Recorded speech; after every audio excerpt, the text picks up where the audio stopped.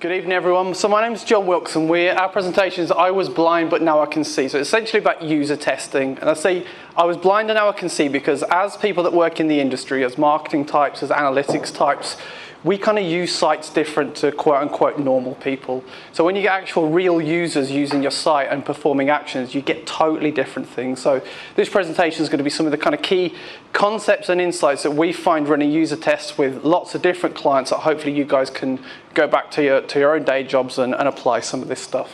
So we're actually from two places. So Somebody Digital is a conversion rate optimization agency, and I'm one of the co-founders there.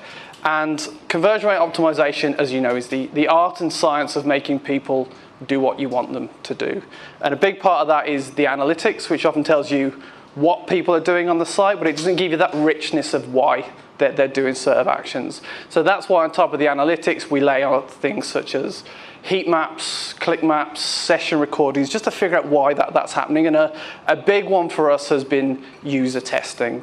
And that's kind of where we spawned off userfounding.com, because we'd run these huge user testing studies for clients, and we'd go to the presentations and we'd present to the clients, and for some reason a user, Lorraine from Doncaster, who can't find a button on a website, holds lots more weight than an agency coming in to present some tests. So we were finding we were presenting these tests to clients and these user test studies, and there was lots of head nodding, lots of isn't that interesting, but no one was actually doing anything with it.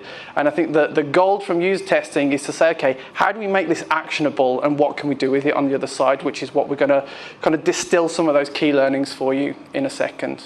Now, we do these tests for clients ranging from the School of Rock and the Andrew Lloyd Webber group to the NEC group to Mumsnet. So these are coming from consistent tests and ideas that we see from a whole range of clients. So out of curiosity, how many people in here at the moment run user test studies on their sites or whatever they're working with? Okay, so a good show. So the first point which we're going to be discussing is that your users don't do what you expect them to do. So we've got a nice outside example of this to show you. So in this kids' play park, sliding down the tarmac is obviously way more fun than the slide that someone has built for them. That's my favourite.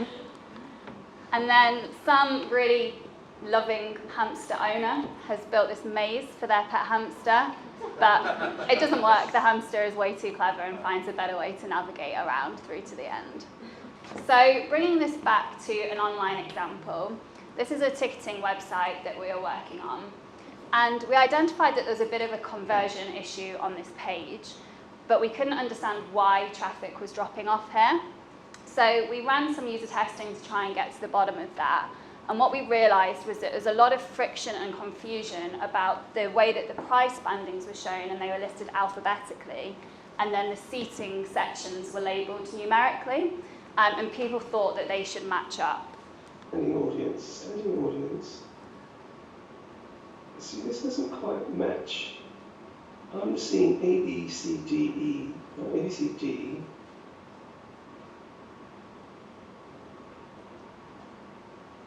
And I want to hurry up because I'm running out of time. I can't see match it here. If this is A, I expect to see A, B, C, D here. Right. So after we got that insight from the user testing, we could then go away and create some A/B testing hypotheses and see how we could improve that experience so that it made more sense for users. So user testing is really good for helping you understand the why behind your data.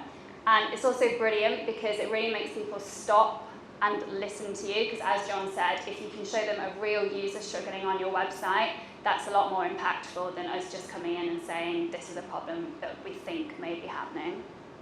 So the takeaway message here is that as a CRO manager, a product manager, an analyst, or anyone working on a website on a day-to-day basis, you will never look at that website in the same way that your users are doing so.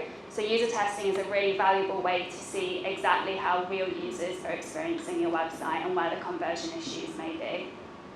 So one of the other insights we have is that you only need a handful of users to uncover the majority of usability issues. And this is important because there's kind of no excuses for not running some sort of test.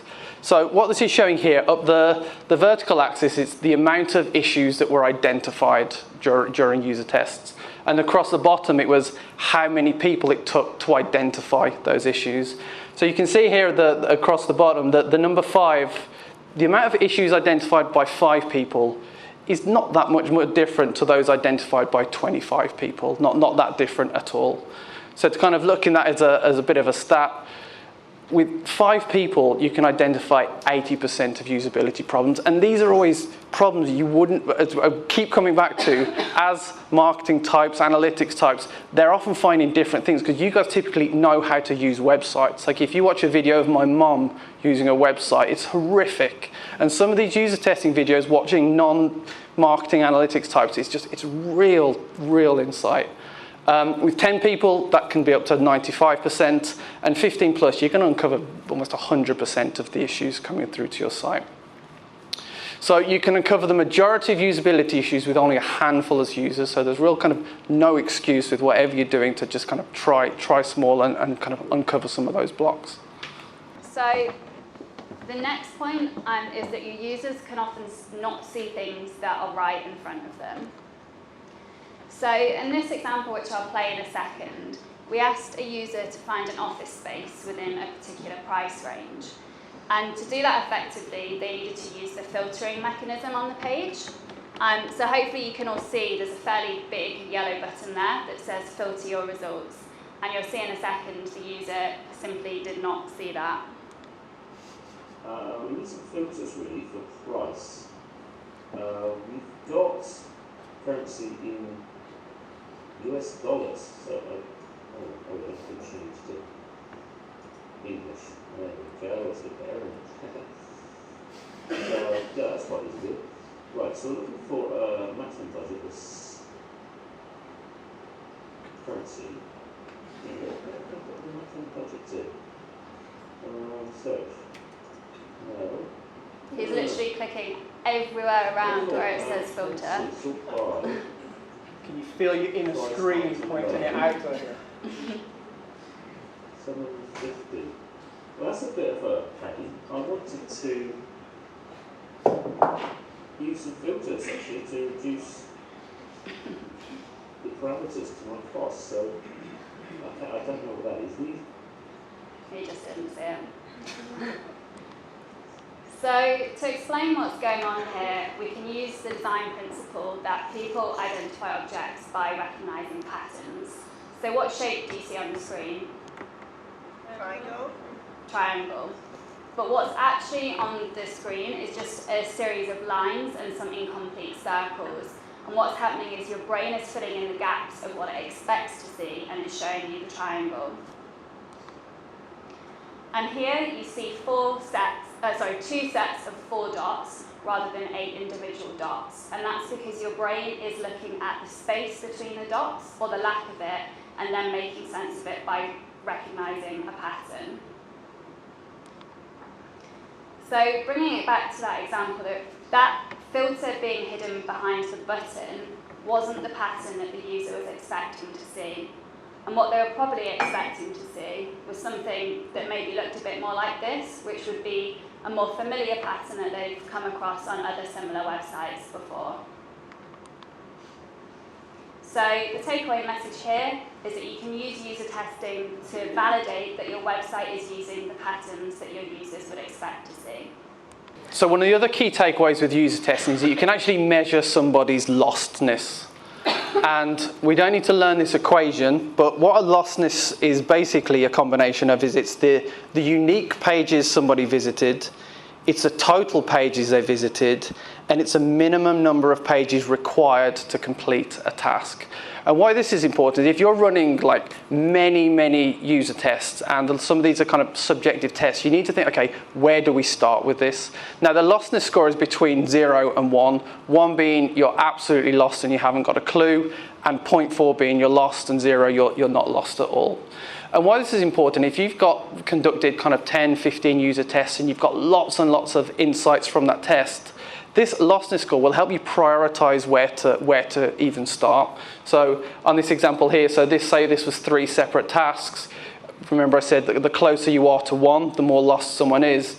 You can now quantify the tests and the insights that you've done. So you'd say, okay, the person that was lost at 0.9, we'll maybe prioritize that. Maybe we need to strip out some steps, we need to add some buttons, whatever it is. And you don't necessarily have to stick to this, but it just makes something which can be very subjective, and it helps you just make it very quantifiable. So the key takeaway here is that you can get quantitative data out of user testing studies. So our final point is that where possible, you actually shouldn't listen to your users, and what you should always try and do is observe them instead. So an outside example of this was the 2015 opinion polls, which were predicted wrong, because what people actually said they were going to do was different for what happened in the ballot box. So bringing it back to a user testing example, we're working on this landing page with Mumsnet. And here they were promoting one of their partners, Trusted House Sitters. So we asked users, what would you do next if you wanted to sign up? Response, we are definitely sign up. Why wouldn't I? So she says, I'll definitely sign up, why wouldn't I? And all of the users told us that. But that was a complete contradiction to what we were seeing in our data, where only a really tiny percentage of users were actually signing up. And in this study, we set further tasks and questions. And what we discovered is that users were actually not ready to sign up at this stage. They wanted to do some Googling, they wanted to have a look at some reviews. And they were then signing up directly on the Trusted House Sitters website rather than on this landing page. So we identified it was actually a tracking issue rather than a conversion issue. And at the minute we're doing some user testing with Direct Line, and we're looking at their cookie policy. But what we're actually doing is asking users to complete a completely separate task, nothing to do with the cookie policy. We're just asking them to get a quote. And that means that we can observe their natural interaction with the cookie policy without them even knowing that that's an area of the website that we're interested in. So the takeaway message here is, where possible, always try and observe your users rather than asking them what they would do. So we wanted to leave you with this quote from the VP of Product at Facebook. To find ideas, find problems. To find problems, talk to people. We hope we've inspired you to get out there, start talking to your users and running some user testing. Thank you.